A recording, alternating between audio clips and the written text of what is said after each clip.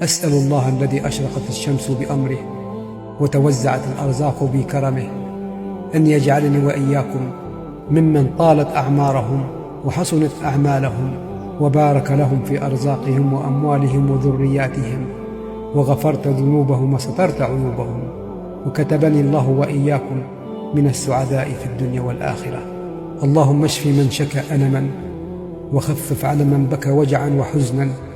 رب أرح ثم هون ثم اشفي كل نفس لا يعلم بوجعها إلا أنت. اللهم احفظ لنا النعم وادفع عنا النقم، وارزقنا حلو الحياة وخير العطاء وحسن الخاتمة.